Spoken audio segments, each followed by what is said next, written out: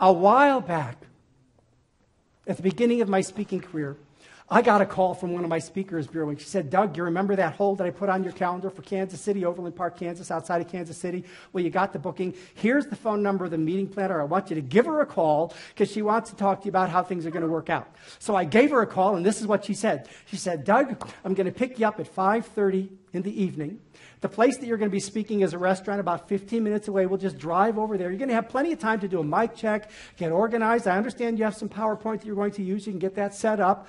The audience will start to arrive between 6 and 6:15. We'll have an open bar, martini bar, wine, beer, whatever they want. It's just we're really doing it right because this is our annual meeting. So they'll arrive between 6 and 6:15. We'll start to get people seated between 6:15 and 6:30. We're going to sit down and have a pasta dinner. 6:30 to 7:30, we're going to have a pasta dinner. 7:30 to 8, we're going to do our awards banquet, because this is our special meeting of the year. We're going to do our awards banquet, and then at 8 o'clock, you'll go on.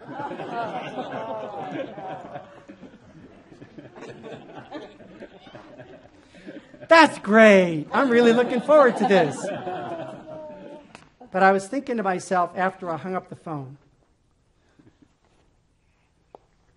okay, 5:30. She's not picking me up till 5:30. My gosh, I wonder if I could fly in the same day. I have a rule. You never... But 5:30, she's not picking me up till 5:30. I mean, if I go in the day before, I'm just going to sit there in the hotel all day long. How many times can I go to the gym? How many times can I read USA Today? How many times can I get a pedicure? Now, you know that there is a rule, that is an unspoken rule of corporate travel. You do not fly in the same day as anything because stuff goes wrong. Airports go crazy. It's nuts out there in the world. But I was thinking, it's Colorado Springs to Kansas City.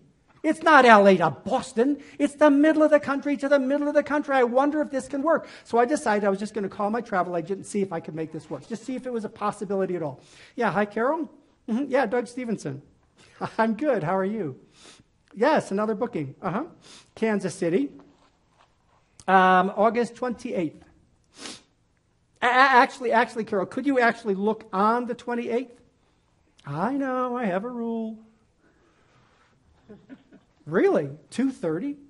You can have me on the ground by 2. Okay, is there a backup flight? There is. Okay. Can you just give me just a sec? Hold on just a sec. Thanks. Don't do this. Don't do this. Okay, let's do this. Yeah. Okay, thanks. I don't know why, but I just felt good about this. I felt like this one's going to work. So on the day of the booking, I went to the airport, Colorado Springs, took off on time, flying through the friendly skies, land at Chicago's airport on time. Everything's great. Go into Concourse B, departure board. There it is, departure board. Des Moines, Jacksonville, Kansas City, B. 18 delayed. An hour. Okay, instead of getting there at 2:30, I'll get there at 3:30. She's not picking me up at 5:30. It's still 2 hours. Okay. Okay, this is going to work. This is going to work. This is going to be okay. Okay, so I had an hour to kill in O'Hare Airport. What do you do? Well, I'm a Red Carpet Club member, so I went to the Red Carpet Club where I could sit down and read the Chicago Tribune, have a free cup of coffee.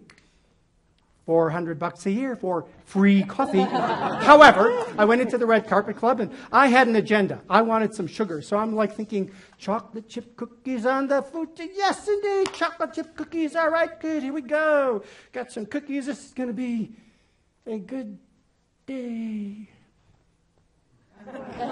Got my cookies. Went back to my seat. I was thinking, it's been a while. I better, get a little check of the departure board in the Red Carpet Club, just see how things are going. Delayed again. Oh, my God, I got so upset, I tossed my cookies. Well, I finally did get a flight out of Chicago into Kansas City. The plane had landed on the ground. It was pulling up to the gate. 4:45. Oh my God, it's 4:45. It's 4:45. She's picking me up at 5:30. What did she say? When you get to the airport, there's seldom enough taxis, but you can always get the little super shuttle bus, the little blue super shuttle bus. They run every half hour on the half hour. Okay, so it's 4:45. She's picking me up at 5:30. You do the math. I am sitting in my seat.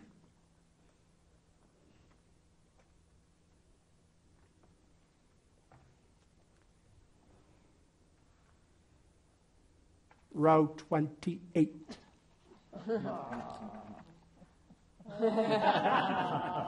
Window seat. I am sitting in the absolute last seat in the plane. I've got 15 minutes.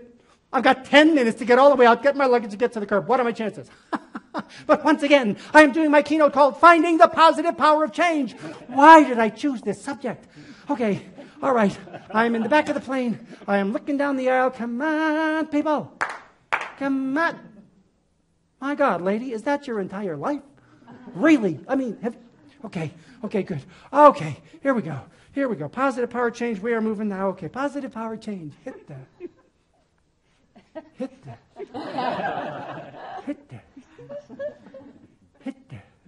Finally, got off the plane. Luggage carousel. Okay, 5 minutes. Come on, luggage. Shuttle bus. Okay, 4 minutes. Come on, luggage. Shuttle bus. 3 minutes. Come on, luggage. Shuttle bus. 2 minutes. Come on. Oh, good. Okay, all right, here we go. Okay, all right, go. Excuse me, sir. Hi. Okay, here we go. All right, good. Oh, God, go ahead. Whoa. Hey. Oh.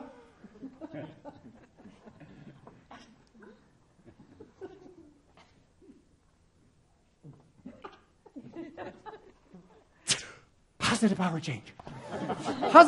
Okay. Positive power change. Why does this always happen to me? This always happens to me. It's not what you teach, Douglas. What do you teach in your keynote? Okay, three-step process. Step number 1, find the eye of the hurricane. I'm in the eye of the hurricane. Fine. I'm calm. Step 2, reframe the situation. Change represents an opportunity for something better to take place in your life. It represents an opportunity. Okay, I am looking for the damn opportunity. And then I see it sitting right in front of my face.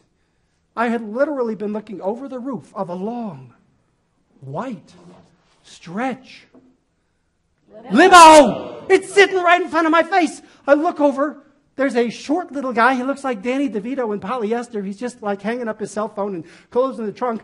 Step 3, seize the opportunity. Hi. Are you by any chance going to Overland Park, Kansas? I've got to give a ride. I'm a motivational speaker, and I've just missed there's no taxis, there's no shuttle buses. It's an emergency. Is there any possibility you can give me a ride? This might be your lucky day. Really? Why is it my lucky day? Well, the guy I was supposed to give a ride to, his flight got canceled. I was just on the phone with dispatch, and they said, just deadhead home. Come on back. Can we work something out here? You got $20? I got $20. Give me the 20. I gave the guy $20. He takes my luggage, puts it in the trunk, opens the door. I get in the back of the limo. I am now riding in a limo to my destination. I'm thinking to myself, yes, positive power of change, baby, positive. I mean, I teach this stuff, but it works. Oh my gosh. So now I'm having this conversation with the limo driver. Buddy, it's a good thing that you missed that shuttle bus. I used to drive for that company a couple of years ago, and there's 8 hotels on that route. Yours would have been number 7. It would take about an hour and 15 minutes to get there. You would have been late. So the next time you come to the airport, man, don't look for the shuttle. Look for the limo.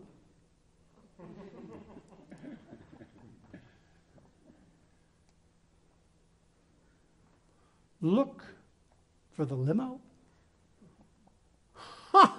Look for the limo.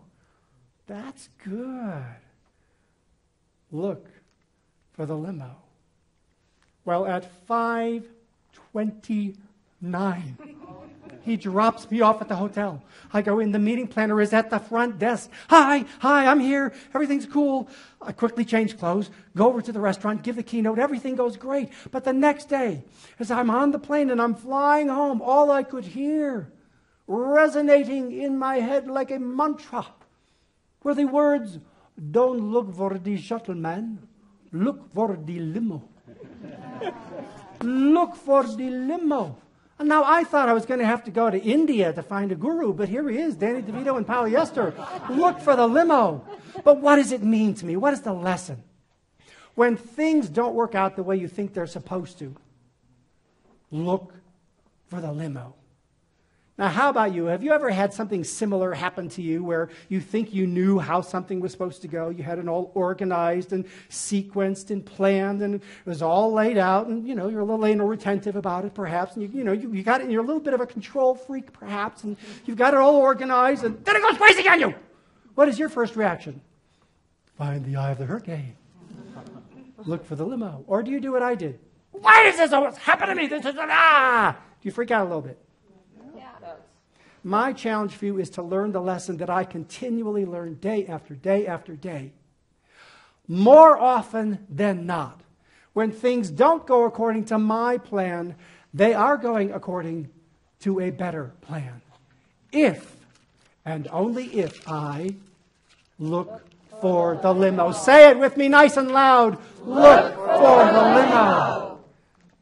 Now, once again, stories are about mistakes, failures, and small disasters. Now, this is a small disaster, am I right? Yeah. This is not the end of the world. Does this happen to anybody besides me? Yeah. It's ordinary, everyday kind of stuff. But what we can do with craft and skill and technique is we can take this ordinary moment and turn it into a little piece of theater, a little mini movie.